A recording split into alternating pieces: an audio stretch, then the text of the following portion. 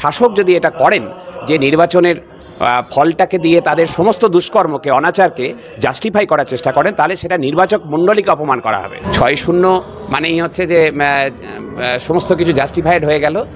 এইটা যারা ভাবছেন তারা খুব অত্যন্ত হচ্ছে যে বোকামি করছেন। এই উপনির্বাচনের ফল কি অপ্রত্যাশিত কিছু হয়েছে? শাসক কি অন্য কিছু অপ্রত্যাশিত ফল আশা করেছিল যে ওরা এত উল্লাস প্রকাশ করছে? এটা বলতে চাইছেন যে যারা ওদেরকে ভোট দিয়েছেন তারা ওনাদের এই চুরি জোচ্চুরি দুর্নীতি এই খুন ধর্ষণের মতো অপরাধগুলোকে জাস্টিফাই করেছেন? মোটেই তা নয়। হচ্ছে সব মানুষ যেখানে হচ্ছে যে এই দুর্নীতির বিরুদ্ধে মুখ খুলছেন, অথচ দুর্নীতিগ্রস্তদেরই নির্বাচিত করছেন, এটা তো হতে পারে না। এই টলিউডের বিষয়টির সাথে যুক্ত ছিলেন, আমি শুনেছি তিনি সিনেমা টিনেমাও করেছেন। তাহলে সিনেমাদের অন্য যারা সিনেমা আর্টিস্ট আছেন তারা যদি বিজ্ঞাপন দিতে পারেন, উনি কেন দিতে পারবেন না? ভোট কেনার বিষয় থাকে, যেটা বললাম, এত কোটি কোটি টাকা ইলেকট্রাল বন্ড দলীয় তহবিলে যারা ঢোকাচ্ছেন তারা হচ্ছে যে সেই টাকা তো নির্বাচন জেতার জন্যই ব্যবহার করেন, ফলে জনমত কেনার জন্য ব্যবহার করেন। সেই উপনির্বাচনের দিকে তাকিয়ে আমাদের আন্দোলনটাও শুরু হয়নি, ফলে উপনির্বাচনের ফলাফলের দিকে তাকিয়ে এই আন্দোলনের হচ্ছে যে গতিপ্রকৃতিও নির্ভর করবে না। জুনিয়র চিকিৎসকরা অভয়ের পরিবারের সাথে আছি, কিন্তু আবার তারাই কি নিজেদের পরিচয়টাকে মানুষের কাছে তুলে ধরছে? মানে নিজেরা কি একেবারে প্রথম সারির একদম নেতা হয়ে যাচ্ছে সাধারণ মানুষের? জুনিয়র ডাক্তারদের আন্দোলনকে কোনোভাবেই ছোট করে দেখার বিষয় নেই, এবং তাদের নেতৃত্ব যারা আছেন তারা অভয়ের পরিবারের সঙ্গে আছেন, এই আন্দোলনের সঙ্গেই আছেন। তারা কার্যত দেখা গেল একের পর এক রাত দখল, দেখা গেল অনশন, আন্দোলন, কিন্তু যার প্রভাব কোনোভাবেই আমরা রাজ্যে যে উপনির্বাচন তাতে দেখতে পেলাম না। শাসক দলের একেবারে জয় জয়কার। আমার সঙ্গে ইতিমধ্যে রয়েছে সিনিয়র চিকিৎসক সুবর্ণ গোস্বামী। আপনারা একের পর এক রাত দখল করলেন, আন্দোলন করলেন, অনশন করলেন, কোনো প্রভাব আরজিকর কাণ্ডের কোনো প্রভাব দেখা গেল না নির্বাচনে প্রভাব ফেলবো বলে তো আমরা আন্দোলন করিনি। আমাদের আন্দোলনে প্রথম থেকেই আমরা যে কোনো দলীয় পতাকার অনুপ্রবেশ সচেতনভাবে ঠেকিয়ে রেখেছিলাম। যদিও আমাদের দাবিগুলি, আমাদের তোলা প্রশ্নগুলি সবগুলোই রাজনৈতিক প্রশ্ন ছিল, কিন্তু দলীয় রাজনীতির সাথে কোনো সম্পর্ক ছিল না। দ্বিতীয়ত, যদি দেখেন, খেয়াল করে নিশ্চয়ই দেখেছেন যে 6টা বিধানসভা ক্ষেত্রে উপনির্বাচন হচ্ছিল, আমরা সেখানে কোনো ক্যাম্পেইন করিনি। মানে ক্যাম্পেইনের সময় আমরা সেখানে কোনো আন্দোলন করতে যাইনি। আমরা এমন ডাক দিইনি আমাদের মঞ্চগুলো থেকে যে শাসকের বিরুদ্ধে বা পক্ষে বা কোনো বিরোধী দলের পক্ষে বা বিপক্ষে ভোট দিন। ফলে হচ্ছে যে আমরা নির্বাচনী রাজনীতিতে এই মুহূর্তে কোনোভাবেই আমাদের এই মঞ্চগুলি থেকে অংশগ্রহণ করতে চাইনি। ফলে নির্বাচনের ফল দিয়ে আমাদের আন্দোলনকে বিচার করাটাও যেমন ঠিক হবে না, উল্টো দিকে শাসক যদি এটা করেন যে নির্বাচনের ফলটাকে দিয়ে তাদের সমস্ত দুষ্কর্মকে অনাচারকে জাস্টিফাই করার চেষ্টা করেন, তাহলে সেটা নির্বাচক মণ্ডলীকে অপমান করা হবে। ওনারা বলতে চাইছেন যে যারা ওদেরকে ভোট দিয়েছেন তারা ওনাদের এই চুরি জোচ্চুরি দুর্নীতি এই খুন ধর্ষণের মতো অপরাধগুলোকে জাস্টিফাই করেছেন। মোটেই তা নয়। শাসক ওনারা আসলে একটা বাইনারিতে ফিক্স করে দিতে চায় যে হয় তুমি আমার সঙ্গে, নয় বিরোধী দলের সঙ্গে। কিন্তু একটা তৃতীয় স্বর যে থাকে গণতন্ত্রে, যেটা সিভিল সোসাইটি আমরা যেটাকে বলি, সিভিল সোসাইটি থাকে, একটা নাগরিক স্বর থাকে, সিভিল সোসাইটির একটা স্বর থাকে, সেইটাকে অস্বীকার করতে চাইছে।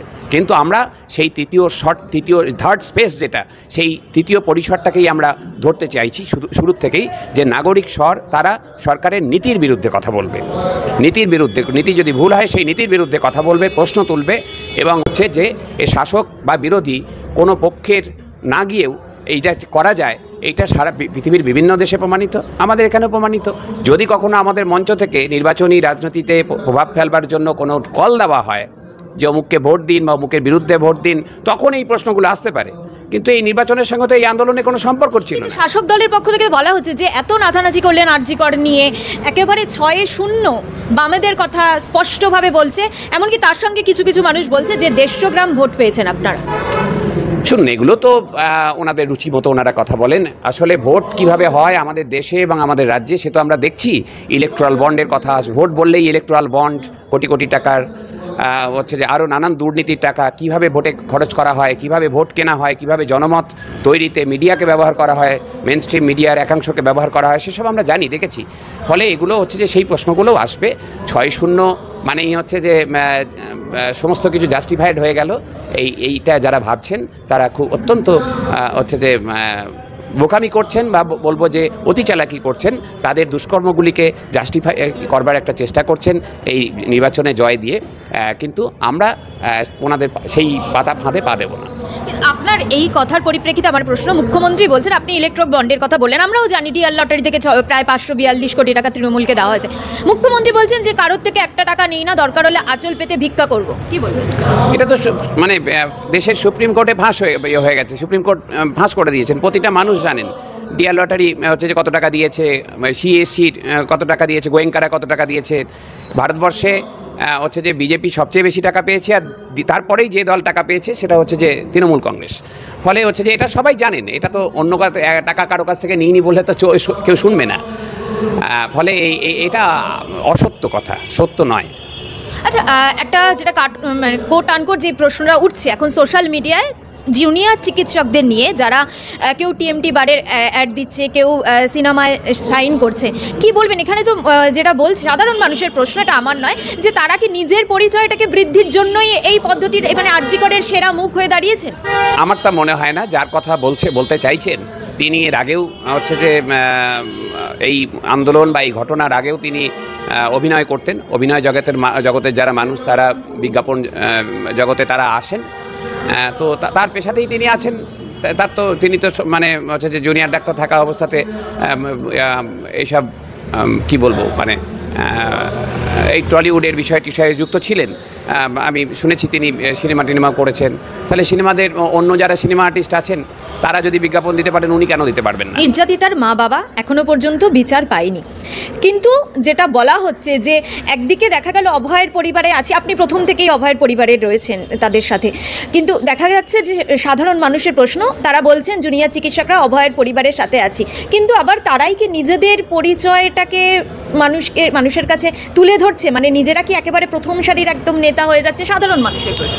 না, আমার এরকম কিছু মনে হয়নি। এটা যেটা হয়, এটা ঘটনা জুনিয়র ডাক্তাররা যেভাবে আন্দোলন করেছেন, ওনাদের একটা ধারা ছিল, তাতে ওনাদের যে উচ্চতায় ওনারা নিয়ে গেছিলেন পরপর কর্মসূচিগুলি নিয়ে, তাতে সামনের সারিতে কিছুজন তারা জনমানুষে মানে জনগণের কাছে তারা পরিচিত হয়েছেন, এবং হচ্ছে যে সেই পরিচিতি তো হচ্ছে খারাপ কিছু নয়, তারা খারাপভাবে ব্যবহার করছেন এরকমটাও কোনো হচ্ছে যে উদাহরণ নেই। ফলে হচ্ছে যে জনমানুষের তাদের প্রতি একটা আস্থা তৈরি হয়েছে যে এটা তো ঘটনাই, জুনিয়র ডাক্তাররা আন্দোলন করে আজকে গত 12-13 বছরে যা হয়নি, যে কলকাতার পুলিশ কমিশনারকে পরিবর্তন তো করা গেছে, তারা তো সাহস দেখিয়েছেন একটা শিরদাঁড়া উপহার দিয়ে আসার, তারা তো সাহস দেখিয়েছেন যে আরও কয়েকজন আধিকারিককে স্বাস্থ্য দপ্তরে এবং পুলিশ দপ্তরে হচ্ছে যে সরিয়ে ফেলা, তারা তো রাজ্যের মুখ্যমন্ত্রী তাদের সঙ্গে তো ডেকে একাধিকবার আলোচনা করতে বাধ্য করেছেন তারা সরকারকে। ফলে হচ্ছে যে জুনিয়র ডাক্তারদের আন্দোলনকে কোনোভাবেই ছোটো করে দেখার বিষয় নেই, এবং তাদের নেতৃত্ব যারা আছেন তারা সবাইয়ের পরিবারের সঙ্গে আছেন, এই আন্দোলনের সঙ্গেই আছেন। তাদের পরীক্ষা নানা রকম ইস্যু আছে, কিন্তু সেগুলো হচ্ছে যে অল্প দিনে, কারো হয়তো 2 মাস পরে পরীক্ষা, কারো 3 মাস পরে পরীক্ষা, সেগুলো করে আবার তারা আন্দোলনে ফিরবেন। আন্দোলনে আছেনই, তারা নানান কর্মসূচি নিচ্ছেন, এখন হয়তো কম একটু দেখা যাচ্ছে, কিন্তু জুনিয়র ডাক্তার যেমন নাগরিক আন্দোলন, নাগরিকদের এটা সম্পূর্ণভাবে গণ আন্দোলন, নাগরিক আন্দোলন, তাতে সিনিয়র চিকিৎসকরা তাদের ভূমিকা পালন করেছেন, জুনিয়র চিকিৎসকরা তাদের ভূমিকা পালন করেছেন, কৃষক তার ভূমিকা পালন করেছেন, শ্রমিক তার ভূমিকা পালন করেছেন, পেশাজীবীরা তার ভূমিকা পালন করছেন। জুনিয়র ডাক্তারদের একটা উজ্জ্বল ভূমিকা ছিল এবং সেটা আগামী দিনেও থাকবে।